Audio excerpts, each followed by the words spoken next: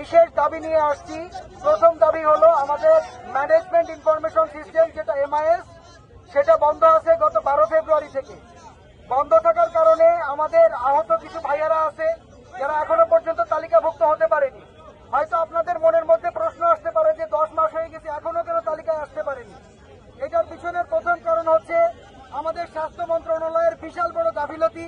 তারা সঠিকভাবে তথ্যগুলো পৌঁছাতে পারেনি সবার দ্বারে দ্বারে। যুদ্ধের সময় সবাই একসাথে এসে যুদ্ধ করেছে, কিন্তু তথ্য প্রচারের বেলায় সবাই গুটাই গেছে। এখন বর্তমান সময়ে কেউ রাজনীতি নিয়ে ব্যস্ত, কেউ পদ পদবি নিয়ে ব্যস্ত, কেউ নানাবিধি কার্যক্রম নিয়ে ব্যস্ত।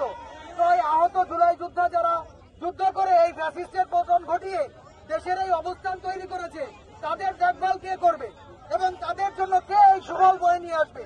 যে কারণে আজকে আমাদেরকে মাঠে নামতে হয়েছে। আমরা আমাদের সুষ্ঠু দাবি নিয়ে এসেছি।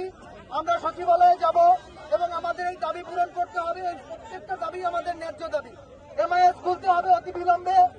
আহত ব্যক্তি যাদের গ্যাজেট প্রকাশ হয় নাই তাদের গ্যাজেট প্রকাশ করতে হবে। স্বাস্থ্যসেবা নিশ্চিত করতে হবে। হাসপাতালগুলোতে অবস্থা খুবই খারাপ। পিজি হাসপাতাল, নিটোর হাসপাতাল, চক্ষু বিজ্ঞান, যেখানেই যাবেন দেখবেন স্বাস্থ্যের কোনো উন্নতি নেই এবং কেউ কোনোভাবে সুশৃঙ্খলভাবে হাসপাতালে থাকতে পারছে না। আপনারা কিছুদিন আগেই জানেন 4 জন আহত ব্যক্তি যাদের চোখ নষ্ট হয়ে গেছে তারা কিন্তু বিষ পান করতে বাধ্য হয়েছে। কেন বাধ্য হয়েছে? কেননা তারা তাদের লাইফ নিয়ে ডিপ্রেস হয়ে গেছে, তাদের কোনো সুফল পাচ্ছে না তারা।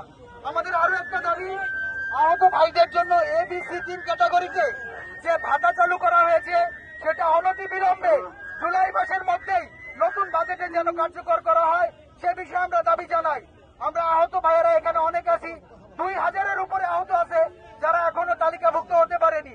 অনতি বিলম্বে MIS ওপেন করে এই ভাইদের, আহত ভাইদেরকে MIS এর অন্তর্ভুক্ত করে তাদের চিকিৎসা সেবা এবং তাদের সার্বিক যে সেবা সরকারের দেওয়ার কথা, যে প্রতিশ্রুতি ইউনূস সরকার নিয়েছেন তা যেন অবশ্যই পরিপূর্ণ করেন।